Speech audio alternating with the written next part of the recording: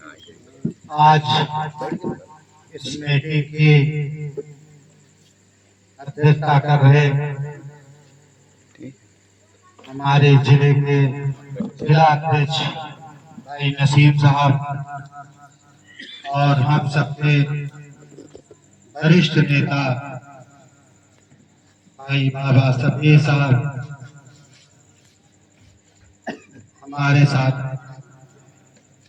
भाई जिले के उपाध्यक्ष वर्मा जी और इस मीटिंग का संचालन कर रहे अजय श्रीवास्तव जी, हमारे तमाम साथी जो इस मीटिंग के आयोजक मोहसिन भाई, आसिफ भाई, दिलसाद भाई और यहाँ सभी साथियों का तहे दिल से इस्तकबाल और स्वागत। आज हम सब आपके बीच आए हैं तो इसी साथ का पैगाम लेकर। हम लोगों ने 70 साल तक हम लोगों को सिर्फ ठगा गया है, चाहे कांग्रेस की सरकार रही हो, चाहे समाजवादी पार्टी की सरकार रही हो, चाहे बहुजन समाज पार्टी की सरकार रही हो। अगर जो बहुजन समाज पार्टी की सरकार रही, कौन लोग थाने और चौकियों में दिखाई देते थे? समाजवादी पार्टी की सरकार रही, थाने और चौकियों में कौन लोग रहे? किसी से छुपा नहीं है। वोट किसने दी? वोट हम लोगों ने दी। हमारी कहीं कोई हिस्सेदारी नहीं, ना नौकरियों में, न सरकार में। 4 बार सरकार समाजवादी पार्टी ने भी बनाई, बहुजन समाज पार्टी ने भी बनाई। 40-50 साल हुकूमत कांग्रेस ने की, सबसे ज्यादा दंगा कांग्रेस पार्टी में रहा। हमारे साथ जलियांवाले बाग से ज्यादा मुरादाबाद की ईदगाह में मुसलमानों को शहीद कर दिया गया। हम लोग खामोश रहे। इस समाजवादी पार्टी की सरकार में मेरठ का जो दंगा रहा, उसमें कौन लोग मारे गए? हम लोग को मारे गए। खामोश, सभी लोग खामोश रहते हैं। समाजवादी पार्टी के राष्ट्रीय अध्यक्ष भी खामोश, राहुल गांधी भी खामोश, मायावती जी भी खामोश। जब ओवैसी साहब लोकसभा में चाहे किसी चीज का मामला हो, हमारे लिए खड़े होकर के बोलते हैं और दहाड़ते हैं, तो बाकी सरकारें उन्हें पीटी कहने लगती हैं और खासकर हमारे अपने लोग ही पीटी। है मुसलमानों, कब जगोगे?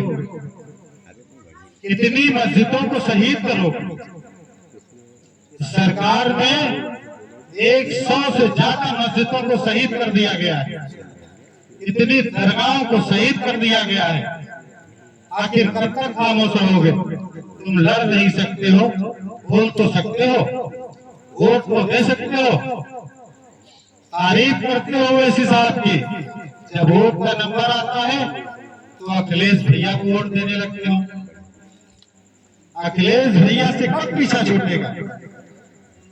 अगर जो अखिलेश भैया आजम खां को अपने बचा लेते, जब आप आगे को सोचिए कि और मुसलमानों को बचाने की क्षमता उसमें रहेगी। जब वो अपने पिताजी के साथ के आदमी को नहीं बचा सके तो हमको क्या बचाएंगे? आखिर हम सब ने वोट किसको दिया? समाजवादी पार्टी को वोट दिया। जब हमारी मस्जिदें शहीद हो रही हैं, आखिर क्यों नहीं वो बाहर निकलते? सड़कों पर क्यों नहीं बैठते? धरना प्रदर्शन क्यों नहीं करते?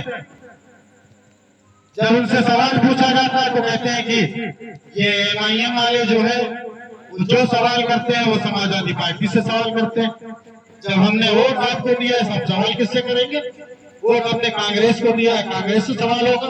बहुजन समाज पार्टी को वोट दिया, उससे सवाल करेंगे। जिसको हमने वोट दिया झोला भर भर के, तो उसी से सवाल करेंगे ना।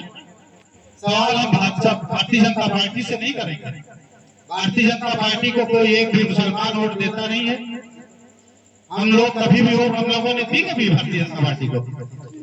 जब कभी हमने वोट नहीं दिया, अब वो सरकार बना रहे, बढ़ते चले जा रहे हैं, हमको डर दिखाते हैं समाजवादी पार्टी के लोग। क्या मुसलमानों, तुम वोट मत देना, वोट भाजपा को दोगे, अगर जो किसी और को दोगे भाजपा जीत जाएगी। अरे भाजपा कैसे जीत जाएगी? जब हम भाजपा को वोट नहीं करते भाजपा कैसे जीतेगी? ओवैसी साहब का कहना है, हम सब जिस दिन बहुजन समाज पार्टी की तरीके से मुत्तहिद हो जाएंगे, उसी दिन से दूसरे लोग हमारे बीच आने लगेंगे और हमारा कारवां बढ़ने लगेगा। सबसे पहले हम सबको अपने भाइयों से गुजारिश है कि वो एक प्लेट भारत ले आए और मुत्तहिद होने की जरूरत है, इत्तेहाद कायम करने की जरूरत है। जरूरत या नहीं जरूरत है? बिल्कुल है, बिल्कुल है। अगर जो आप सब एक साथ होंगे तभी तो आगे बढ़ेगा ना मामला। हम लोग सब एक साथ रहेंगे, इंशाल्लाह आगे आने वाली चुनाव में 2027 में पतंग को वोट करेंगे, पतंग को वोट करेंगे। हम सबसे, आप सभी से गुजारिश है, आने वाले 2027 में चुनाव निशान ओवैसी साहब की पतंग होगी। पतंग के सामने वाला बटन दबाना है आप सभी को। आप सब अपने जहन में बसा लीजिए कि पतंग के अलावा हमें किसी और को वोट नहीं करनी है। बस जिस दिन आप अपने जहन में बैठा लेंगे कि पतंग ही पतंग है, पतंग छाप ही पतंग छाप है, बस उस दिन आप बढ़ते रहेंगे, आपका कारवां बढ़ता रहेगा, आपकी हिस्सेदारी इंशाल्लाह होगी। जिस दिन हिस्सेदारी होगी उस दिन आपके सारे काम और काज होने लगेंगे। अब हम यहीं पे अपनी बात को समाप्त करते हैं और सभी को अस्सलाम वालेकुम।